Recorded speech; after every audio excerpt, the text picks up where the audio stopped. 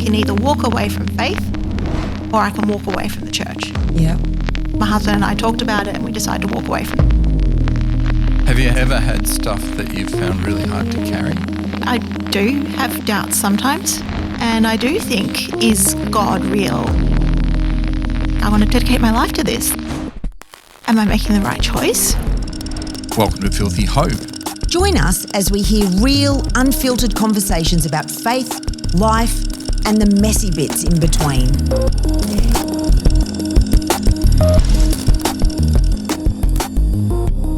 Hi, welcome back to Filthy Hope.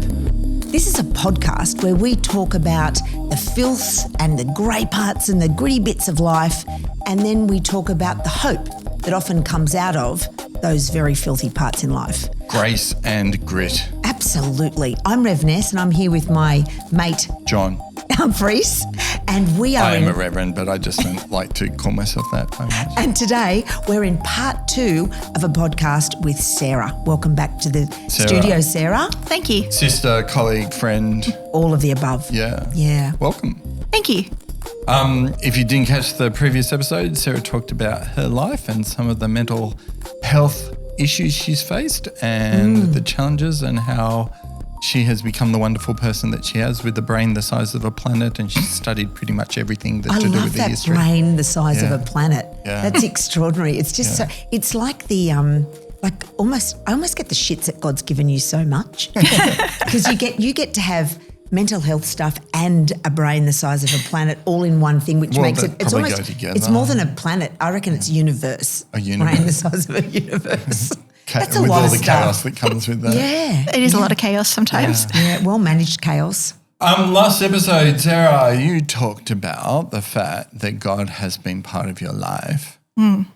And at our church, because I stuffed up, we needed somebody to take on the pastoral care leadership role. And we'd done all these interviews with people, and then we'd done a second round of interviews with people, and then I chose with a group that was involved a person, and because I got a bit busy and probably ADHD, didn't contact this person. So then when I contacted them, they said, "Oh, sorry, I've taken something else." And luckily, that was one of those amazing God moments, because actually then something amazing happened. Wow. Sara had a conversation with me and some other people, and somebody said, "Sara'd be really good at this." So Sara now works leading us with our pastoral care. She does some of the work herself, but to make sure that she doesn't do all the work, we changed her title from worker to leader. Love that. So that hopefully everyone works out that actually we should actually be all caring for each other. Yeah. But Sara, you have an amazing story. Sarah's told me in the past that people throughout your life just talk to you. Yeah, I think I have like an invisible badge that says, "Come and talk to me." So can you share some of those Yep. amazing things that stand out for you and memories that sort of gave you a hint that actually you were a really good listener and that there was something about your charism that made people come and talk to you? Yeah, it's just, it happens all the time.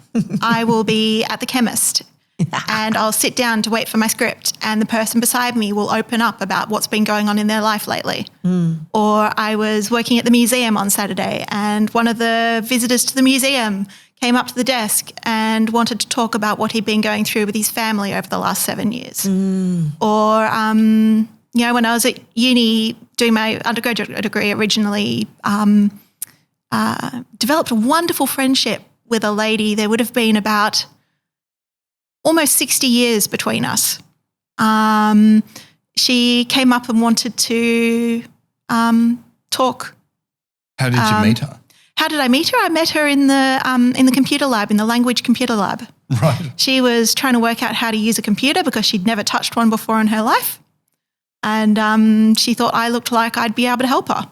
I love it. So these aren't conversations where you start up, how's you going, what's happening in your life, and No. and sort of intentionally try and engage people thinking about their life story and what's going on in their life. And they in just ministry- literally just, blah, here's Yeah, my no, life. it's just people come and, they want to talk. That's it. In ministry, we call it loitering with intent. And I love how you're so polite and you describe your badge as, say what you describe your badge as. Please come and talk to me. Because I used to describe, because I have that badge as well, but it's not as polite. I described when I was going through college as, I've got this weird thing and it's on my forehead and it says, I'm totally fucked up. You come and tell me your fucked up story too. I just love how yours is a beautiful, polite badge. Mine was filthy from the start. But it's the same badge. It It's is. the What same different badge. if you radiate, Yeah. radiate care. Yeah, and, it is that, isn't and it? awesomeness. Yeah. Oh. Was this something as a teenager as well? Like, is there a point where you go, wow, when I look back, this just started happening around this period in my life? Yeah, I don't know. I don't really remember it happening before I was at uni. Okay. But I do wonder if that was because I was not really doing much outside of school when I was a teenager. Yeah.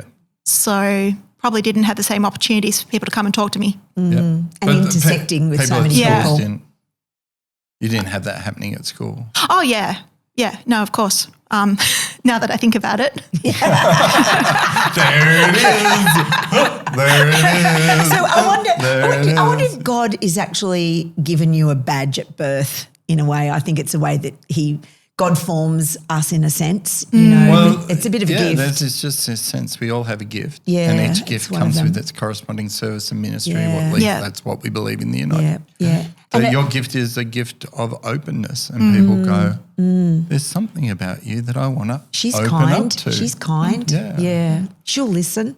That's right. It's beautiful. And to be channeling that then into crossing over in all the fields of your life, in your paid work in the museum. I mean, the beautiful conversations that you can just have by accident or God incident, as I call them, and then the really planned conversations that we can have in the church setting when we go to care for people that are sick and What do you do with it? Like when this started happening, when you, as you said in uni, when you were particularly noticing it, how did that sit with you? Like, how did that land? Did you go, what, is there something wrong with me, or this is really cool, or this is actually really annoying because I really want to get on with my life? Or It's just always felt normal.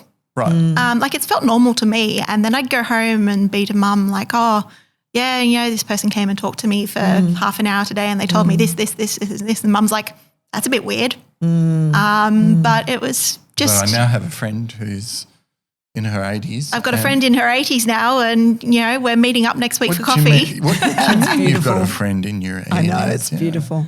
Yeah. Cool. So, Can I share a story? yes. I've come out of hospital and my car broke down and I had to go by Uber to pick up a hire car last week, and I was not in the mood. I wanted to pull my fringe down so whoever saw me didn't see my sign that says tell me all your shit. So I had my fringe down and I didn't give off any of those vibes I was hoping. So you thought. So I thought, and I ended up in this Dun, dun, Uber dun. for 45 minutes. 45 minutes. And the moment I sat my bottom in that Uber, that man told me his entire domestic violence situation with his partner. I heard the lot. I didn't even need to speak. All I had to do was be curious and be a listening person. Anyway, he had me in tears by the time we got to Mowbray Road, and I didn't want to get out of the car, and I kind of wanted to get his phone number and say, I'm going to have to follow up with you because I'm really worried about you. I didn't do any of that because I've got good boundaries. But I thought, I can't even be sick and not have that happen. It's a thing, and it's what we do with it, I suppose, and how it's something that we need to hold really gently and respectfully. So a thing, is it a gift or a curse? I think it's a gift. Yeah. Maybe not always for me, depending on how I'm feeling at the time, Yeah. but a gift for the person who sees that in me. Have you ever had stuff that you've found really hard to carry that people have told you and like they literally vomited up their life on you and you go, I just can't cope with that at the moment? Probably just once with someone who was temporarily homeless and suffering mental health issues and having a lot of difficulty in her life. That was quite a difficult one to deal with. And also tested me. Yeah. Do people ask you for help, or do they just want you to listen, or do they expect you to have the answers? I find mostly people just want someone to listen to them. Yeah. Cool. Yeah. Sarah, do you have a radar? I call it a radar. I didn't know quite what the language was until I got into college. I just call it a radar. But I think I think God in the Jesus land, theology land, I call it now a knowing about people sometimes. Do you have a bit of that? Yes. Yeah. Yeah. I have a thing with survivors of abuse. I have like a knowing. It's like I just know, and then I can ask, and then I'm 25 minutes later I'm deep in a story. Do you have that? Yeah. About mental health? I do. I find that as well. I don't know. It's almost like looking at someone. You can see they have a need. Wonderful. An aura. Yeah, almost. A need aura. There's a thing, isn't there? Yeah. Actually that's very powerful. And just a sense. The ministry. So it's like your sixth sense. Yeah, almost. Yeah. So tell us about your story and Jesus. Last episode we talked a bit about that your dad gave you a Bible to read because A, you were having issues, and B, you really like to read and you were a bit annoying and asking him for the books all the time. So here's a Bible. A, it's long, and B, maybe it'll help you. Yep. How did you find your way into a church, given that you'd Bible bashed yourself? Well, when I got to high school, there was a Christian group, and we used to meet at lunchtimes. So I went to that for a bit. ISCF? What did we call it? I don't remember what it was called. Doesn't matter. Yeah, it had a name. It was run by the maths teacher. Right. Cool. So I went to that. When I got to about 17, some of my friends were going to youth group Yep. at St Matt's at West Pennant Hills, Anglican church over there. Yeah. And so I said to Mum and Dad, can I go to youth group with them? And they were like, well, we drive your brother to AFL training. So, yeah, sure. So I started going to youth group. Okay, so they were passively supportive. Yeah. They weren't I did get my mum who said to me when I was young, when I'd stopped going to church, you need to go to a youth group or something. So they were just, she's chosen it. Okay. Yeah, they were okay with fair. it. I did get a lecture from Mum. Well, not a lecture, but she did sit me down and have a sort of a semi-serious conversation about make sure you don't get too involved in the church. You don't want them to be making you feel guilty about all that sin stuff. Oh. Right. So she was a bit worried about me getting involved in church. But I started going to that youth group and to a Bible study group, which was amazing. And that was when I first got a full Bible with the whole of the Old Testament. And a good church too, that one. So, yeah, so I made some good friends there as well. And then when knowing your love for history and stuff, you'd suddenly go a deep dive into biblical history? Yeah, I was quite excited to read through the Old Testament. So I was reading through it and then found out that my future husband was also reading through the Old Testament at the same time. We were friends at the time. And so we had a bit of a competition as to who could read more. Bible geeks, I love it. So cool. Pretty much. Wow. So, but then when I finished year 12 and my husband he had his license and a car at that point, we decided we'd start going to church. And he'd been baptised at the local Anglican church and it was just up the street from us, so he started driving us there. So I ended up being baptised there when I was 18. Oh, love that. And we were quite heavily involved there for about 5 years, got married there. Oh, wonderful. Which one was that? So at the time it was St Andrew's, Crestwood. It's now called Rawest Anglican. So we were going there and I still remember though it was I was talking to the minister one day because Rector. I'd done Hebrew my first year out of school, and I was doing New Testament, I was doing Greek and early church history and all this. And I remember him saying to me, "Oh, it's so good that you're doing this. It's really great. It's just such a shame you won't be able to use it for the church." Because you're a woman? Yeah.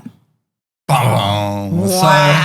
Man. So I was going to ask you, have there been, has church been a happy experience or a crappy experience or both? I guess it's really interesting because I grew up outside the church. My first 8 years as a Christian, I wasn't involved in going to church. And was that like a culture shock? Was it like really weird? Are these it kind of strange, weird was. people speak a different language even though it's English? It was a little bit. And what I found, so over the next 20 years, I found it felt like I had more and more issues with what we were being taught at church and more disagreements theologically. Yep. And so theologically, that's just thinking about God for those who may not know church speak, churchese. Christianese, theos in Greek is God and logos. Word. So word thoughts about God. So that's what theology is. It's just the way we think and talk about God. Yeah, so we did some lay courses through the Anglican Theological College and They let you in? yeah. Just don't use it. Yeah. So you could do it as a layperson. Yeah. And so we did that and I was like, I have a lot of questions. And Interesting. it gradually felt like my faith was getting more and more squashed. Oh, wow. And So you didn't stop believing in God? No, but it got to the point where I don't believe that. I don't about God. believe that. And it did kind of get to the point around COVID where I was sort of starting to think, this doesn't make sense anymore. What I read in the Bible doesn't seem to match what I'm being taught. Yep. I have two options here. I can either walk away from faith Yep. or I can walk away from the church. Yep. And so at that point, my husband and I talked about it and we decided to walk away from the church and join the Uniting Church. Come to the dark side. Yeah. Wow. So what are the sorts of things, because this isn't about dissing different denominations. No. We're all different, and the Uniting Church itself has a range of different understandings about God and morals and all that.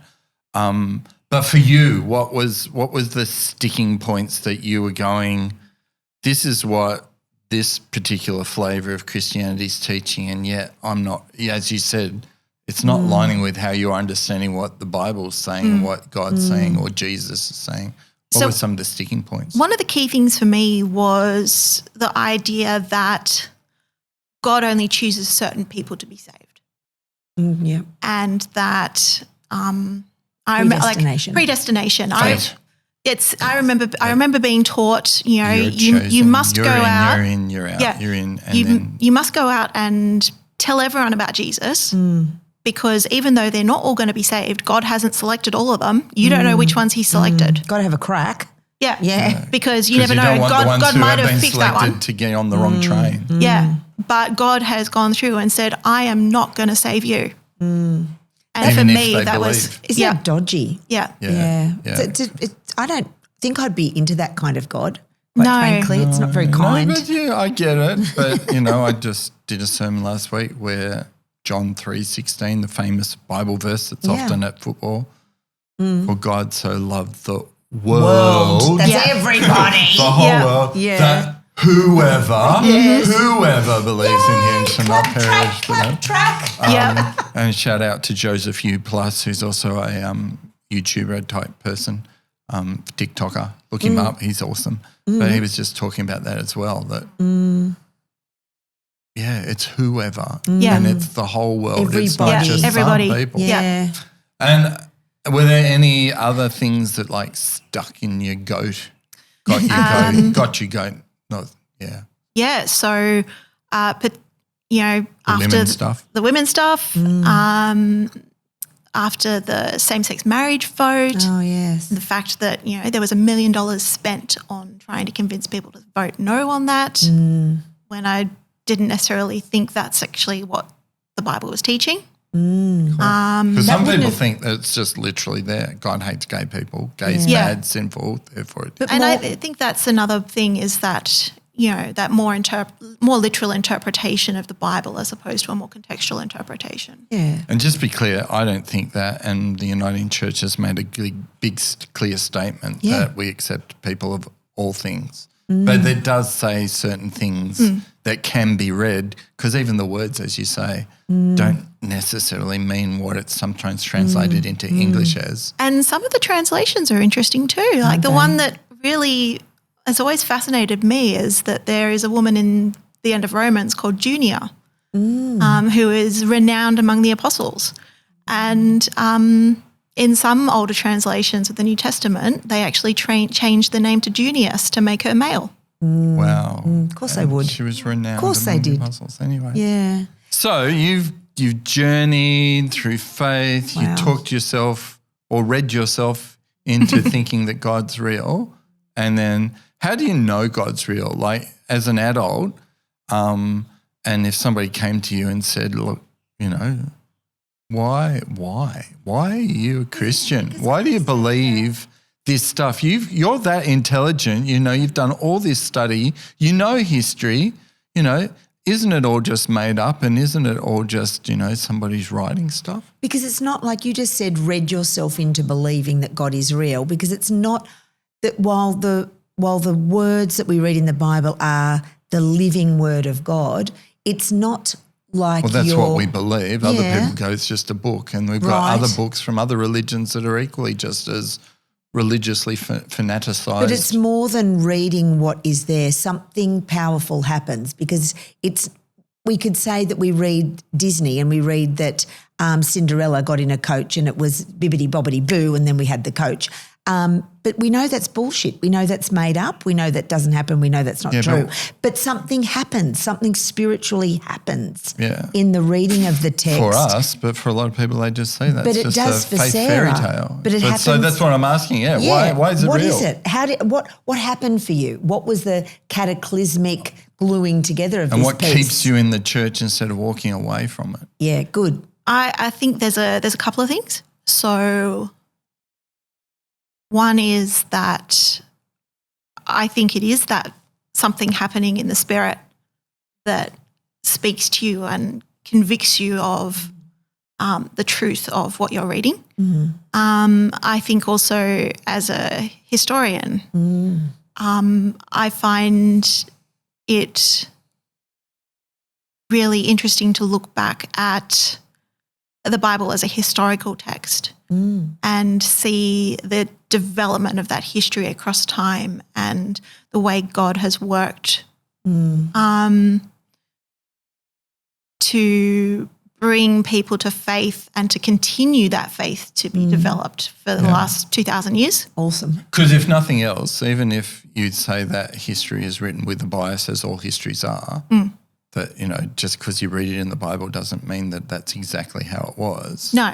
But yet there is this historical fact that these people have consistently now for over 4,000 years claimed an encounter with the divine in some way, and that's changed the way that they've acted, and sometimes for bad, where they've got all judgmentally, sometimes for good, where they've started working for justice and created hospitals and the universities were often started by people of faith to start off with, to learn more about God and then the Harvard. world that God made. Yeah, that's Harvard. right. Well, and even in Europe, most of the universities and hospitals were started by people of faith. Yeah. Can I say something controversial now? You can, please. Yes. So I have two controversial things to say. One is that I want to believe it. Yeah. I think that the story that is told of God coming to earth to save his creation is just the most perfect story. And it's so weird compared to other religions, to be honest. Yeah. It's, but the other controversial thing I'm going to say is that, yeah, I do have doubts sometimes, and I do think, is God real? Like, you know, I want to dedicate my life to this. Like, am I making the right choice? And I think that is part of faith, and that's why it is faith and not knowledge. So we have faith in what we haven't seen. So powerful. And it's seeing that isn't always believing, and what you see and believe can be completely wrong. Yeah.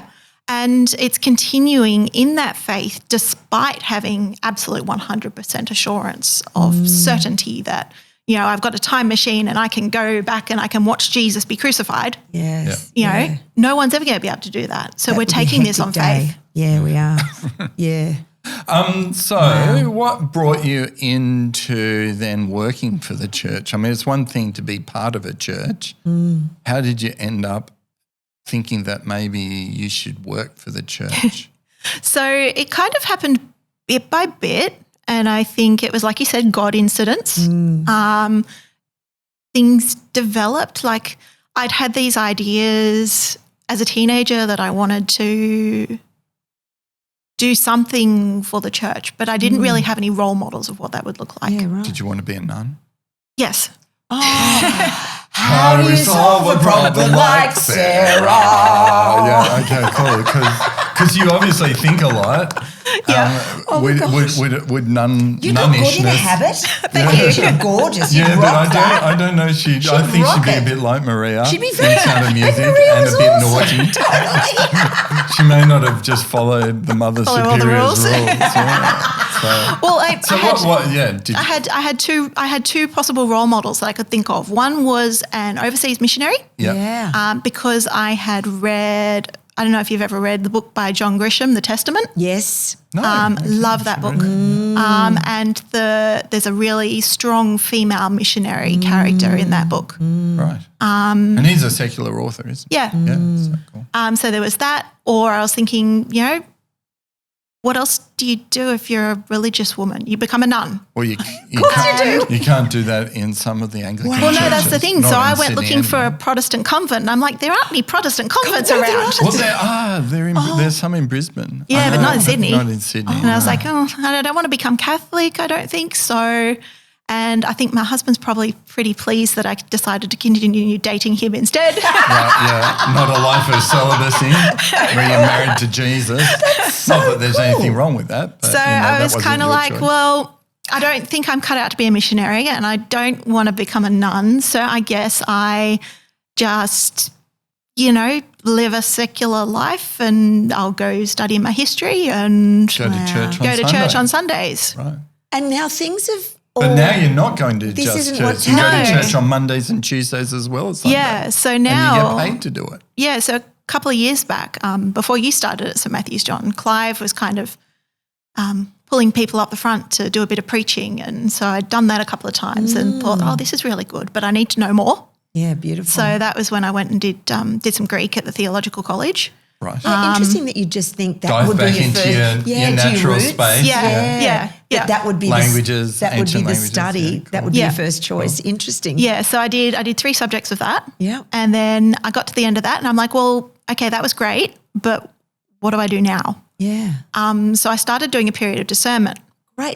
Great. And that's the thing that we do in the Uniting Church. Where you try and work out You just what are you going to do with your next life. steps. Yeah. Next step in your life. Not whether necessarily you're going to be A an minister. ordained person or not, Yeah. but just Where's God's calling you? Where's Yeah. God going to use you? Yeah. How are your gifts going to come so together? you've done a PhD PhD. where you had to do some more study. Yep. You had to meet with a mentor. Yep. Yeah. Had to do reflection and Yep. prayer. What did you discern? Drum roll. So, well, partway through through the period of discernment, I was approached by the church council to say, would you be interested in applying for the pastoral care role? Which, And- you're highly qualified for, given that you've worked in a museum Yeah, and I and said trained to as a teacher. well, that's the thing. I said to them, I don't think so. Like, I don't know anything about counselling. And they said, oh, it's okay. It's not about counselling. No. It's like, oh, okay, maybe I could. And the thing is, just that morning, I'd found out that I might be able to drop back from 4 days a week to 3 days a week in my other role. And just at that time, Which would give me just enough time. I'd forgotten to call somebody and needed somebody and go, oh, heck. Yeah. And then somebody said, you should ask Sarah. And I said, Sarah, would you consider this? And she went, well, it just so happens. There's a God moment. And we went, it Love just that. so happens you have all these amazing gifts throughout your whole life of listening to people, which is perfectly what And we're you've wanting pulled out to your do. badge. Yeah. And on your keep my badge on. goes. Yeah. And now I made you one too. Yeah, I've got one now as well. so Doesn't cool. actually say, please Tell talk me- at me, Talk to me, but but- maybe we need another one. It says Tell me all pastoral my care. stuff. Yeah. So I was doing that. And so now I've finished my period of discernment. Yes. And I've discerned that I feel I have a call to ordained ministry as a deacon. So for those who are going, what the hell is Ness? God, Ness is ordained as a deacon in the Uniting Church. And in the Uniting Church, the diaconate, the deacons have a focus on working with people outside the gathered congregation and helping them find God and meaning and purpose in life. And the ministry of the word looks at working with people who are the gathered community and trying to push them out to actually help the world. So they're not mutually exclusive, but that's great. Wow. So, think so that's you're going to have to extraordinary. apply and Yes. have all these interviews and conversations like we're having today. Yep. This is a good about practice. things. It So- is. This is top practice. So how do you know that that's what God wants? Because that's how did you discern this? Like, how do you go, yes, this is something God wants me to do rather than, oh, well, it just makes sense or I want to do it? Well, it's really hard because one thing that I wrestled with quite a lot was making sure that, I actually believe this is what God wants me to do. Yeah. And it's not just me thinking, oh, yeah, I could give that a go. Yeah. But also with my background coming into the Uniting Church later in life, it's not me going, well, I'll show them I could do it after all.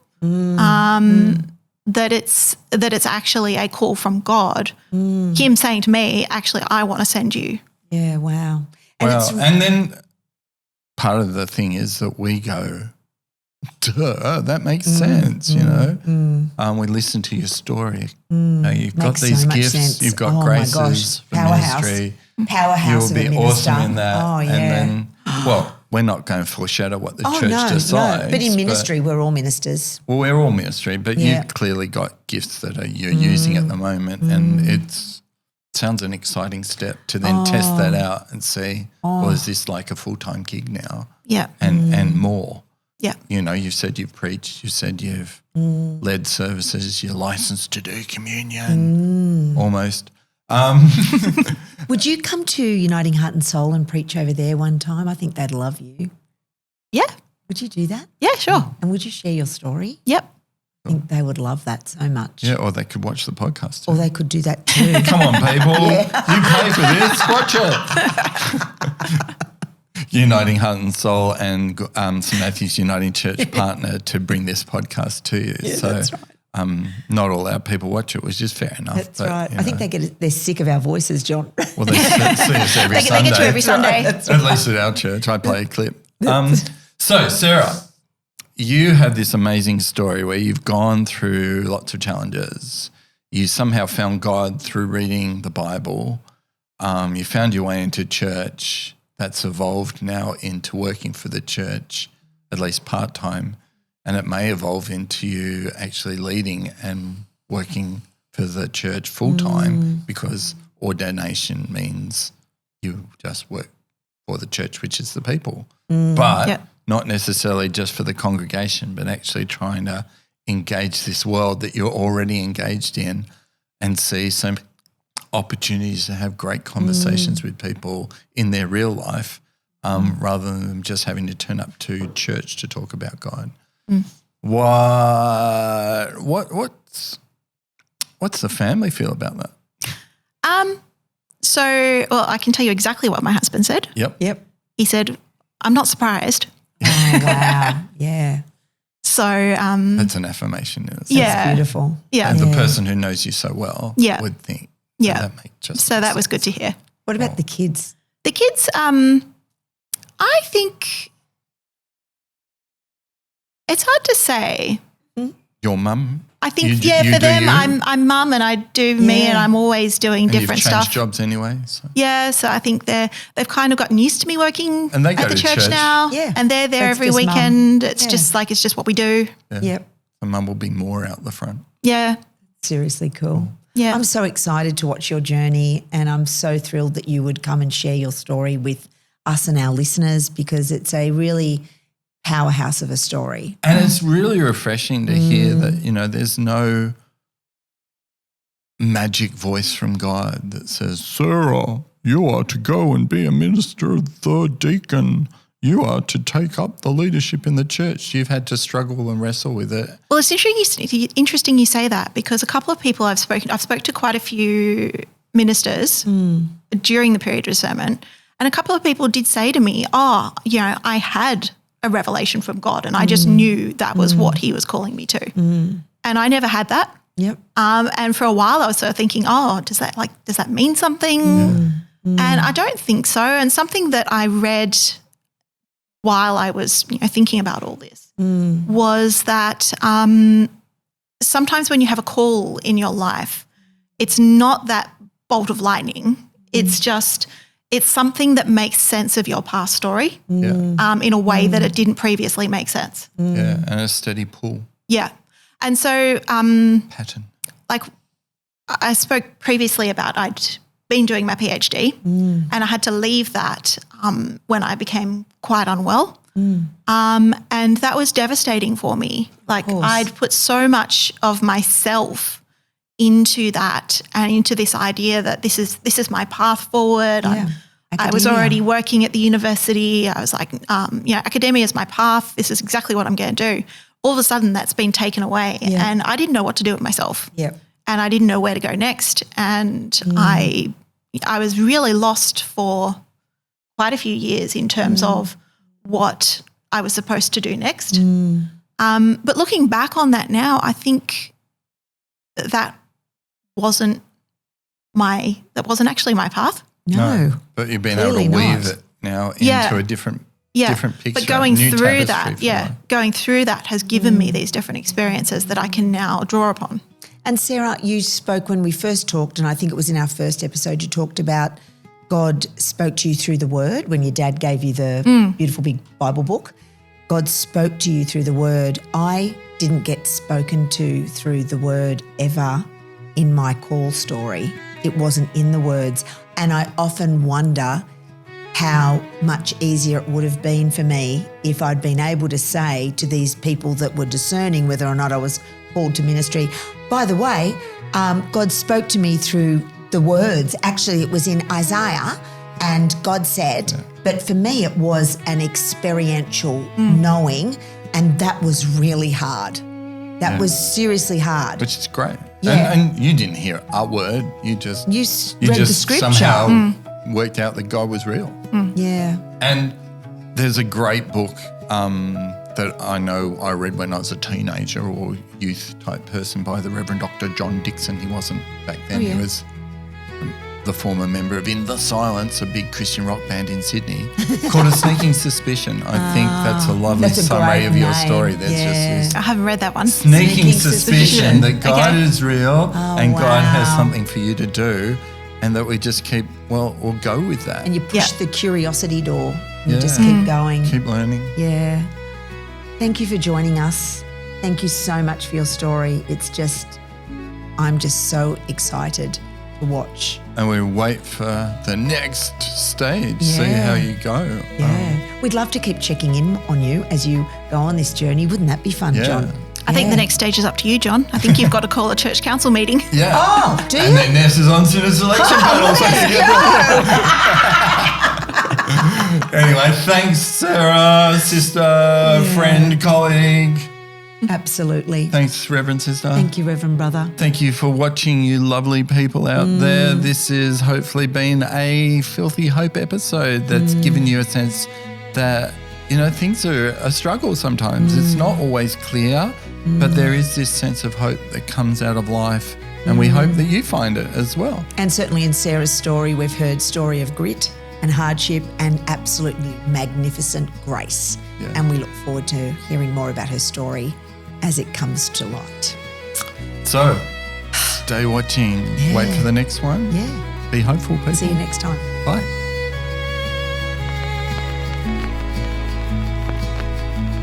Thanks for listening to Filthy Hope today. If you're not already a subscriber, could you maybe subscribe? It's going to really help other listeners find us.